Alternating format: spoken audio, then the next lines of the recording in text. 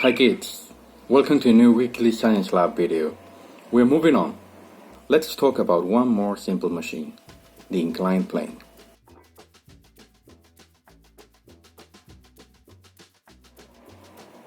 The inclined plane is just what it says, a flat surface set on a certain angle to another surface so that one end is higher than the other.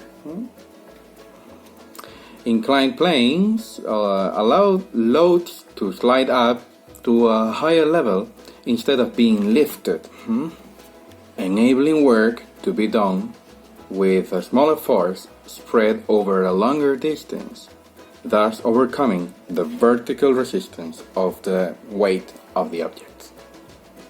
When an object is pushed on an inclined plane, the direction of the resulting force is obliged to change, as some of the applied force is being exerted against the inclined plane itself. It therefore exerts a perpendicular force against the object due to Newton's third law of motion or law of action-reaction. If you want to know more about this law, check out the video I am linking in the description box.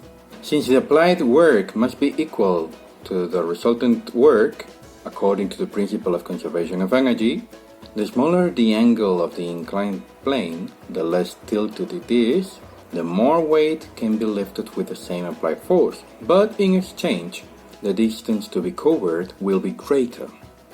An inclined plane can be recognized as the simple machine used on ramps and slides. Now let's put it to test. Roll up your sleeves for it is experiment time. This time I propose a very simple activity. Just look for examples of inclined planes you might find in your house, or make your own, and prove you can slide up objects with less effort than lifting them. I truly hope you enjoy this activity. See you!